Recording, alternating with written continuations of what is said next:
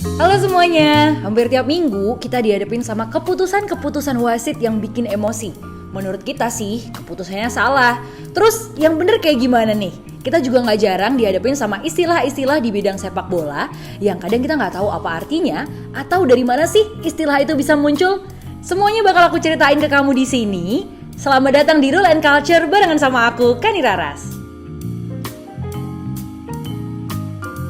Mencetak 3 gol atau hat-trick dalam sebuah pertandingan ini pasti udah jadi impian pemain sepak bola ya, terutama striker. Sebut deh pemain-pemain besar, ada Robert Lewandowski, terus Lionel Messi, Cristiano Ronaldo, ini pasti udah sangat akrab dengan torehan ini. Buat banyak orang, istilah ini mungkin udah kedengeran di banyak tempat dan gak cuman di bidang sepak bola aja. Tapi sebenarnya hat-trick itu apa sih? Dan sejak kapan istilah ini muncul di bidang sepak bola? Dengerin baik-baik ya. Banyak istilah dan aturan dalam sepak bola yang mengadopsi dari jenis olahraga lain yang udah lebih dulu ada. Dalam hal ini, sepak bola mengadopsi istilah hat-trick dari permainan kriket. Kriket ini adalah permainan yang mirip sama baseball di mana dua tim saling bergantian menjadi tim pemukul bola atau tim yang berjaga. Tim yang berhasil mencetak lebih banyak poin, nah itu tim yang menang. Istilah hat-trick ini muncul dari pertandingan kriket yang digelar di Hyde Park, Sheffield pada 1858. Di pertandingan itu, pemain kriket Inggris yang bernama Hatfield Harman Stevenson yang menjadi pelempar bola berhasil mengenai wicket 3 kali secara beruntun. Pemain lawan gak bisa memukul bola yang dia lempar dan ini menghasilkan poin besar untuk timnya. Untuk mengapresiasi capaian Stevenson tersebut, para fansnya membuat penggalangan dana di antara mereka dan uang yang terkumpul ini dibelikan topi yang dalam bahasa Inggris disebut hat. Nah, sejak itulah di olahraga kriket, ketika seorang pelempar atau bowler itu berhasil mengenai wicket 3 kali secara beruntun, dia akan dikasih penghargaan berupa topi baru. Lalu muncul kalimat nih, a hat for a trick, di mana trik di frasa ini itu berarti mengenai wicket sebanyak 3 kali. Dan dari situlah kata hat-trick mulai muncul dan digunakan. Dunia sepak bola mengadopsi istilah itu untuk menyebut momen di mana seorang pemain berhasil mencetak 3 gol dalam satu pertandingan.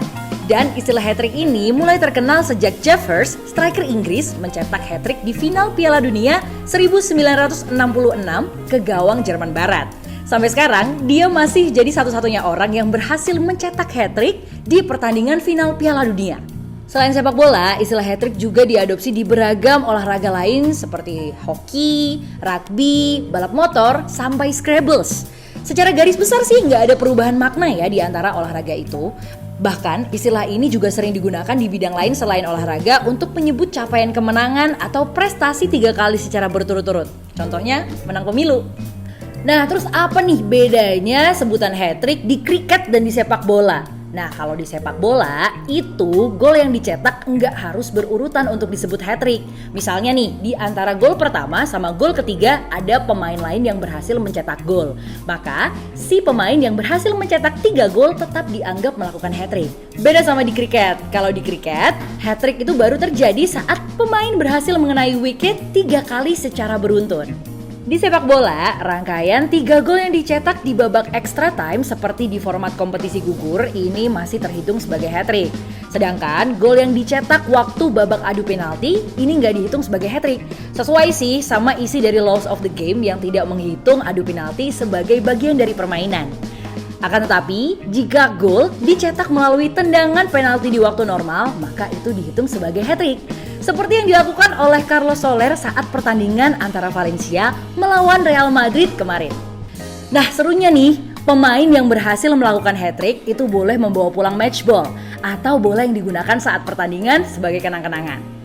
Dalam perkembangannya muncul beberapa jenis atau istilah hat-trick dalam pertandingan sepak bola. Yang pertama ya udah jelas sih ya, perfect hat-trick untuk menyebut seorang pemain yang berhasil mencetak gol dengan menggunakan kaki kanan, kaki kiri, dan juga sundulan kepala dalam satu laga.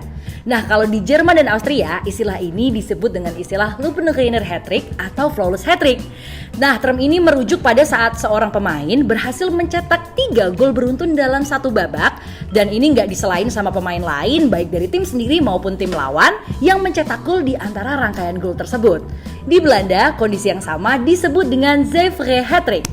Sepanjang sejarah sepak bola profesional, hat-trick tercepat yang resmi dicatat itu dilakukan oleh Tommy Ross untuk klubnya Ross County saat melawan Nairn County di Dingwall, Rossshire, Scotland pada 28 November 1964. Capaian ini dicatat oleh Guinness World Records. Di Liga Premier Inggris, rekor hat-trick tercepat itu dipegang sama Sadio Mane saat timnya Southampton melawan Aston Villa pada tanggal 16 Mei 2015. Dia mencetak 3 gol dalam waktu 2 menit 56 detik aja. Tapi, rekor Mane masih kurang cepat nih kalau dibandingin sama rekor di semua level liga. Rekor hat-trick tercepat di Liga Profesional Inggris itu dipegang oleh James Haver yang mencetak hat-trick dalam waktu 2 menit 30 detik aja saat membela Bournemouth ketika melawan Wrexham pada tanggal 24 Februari 2004. Sedangkan hat-trick tercepat yang terekam oleh kamera itu dipegang sama Jimmy O'Connor yang berhasil melakukannya dalam waktu 2 menit 13 detik aja. Waktu dia lagi membela timnya Shelbourne ketika melawan Bohemians Dalymount Park Dublin, Irlandia pada November 1967. Oke, jadi gimana nih penjelasan dari aku? Udah cukup jelas atau belum? Kalau misalkan belum, coba kamu komen di bawah dan kasih tahu aku bagian mana yang belum cukup jelas, dan kamu juga boleh kasih tahu enaknya di episode selanjutnya aku bahas tentang apa lagi nih. Jangan lupa juga untuk like video ini dan subscribe akun ini karena di sini bakalan banyak banget video-video yang pastinya bakal nambah wawasan kamu. Makasih udah nonton, sampai ketemu di episode selanjutnya. Dadah!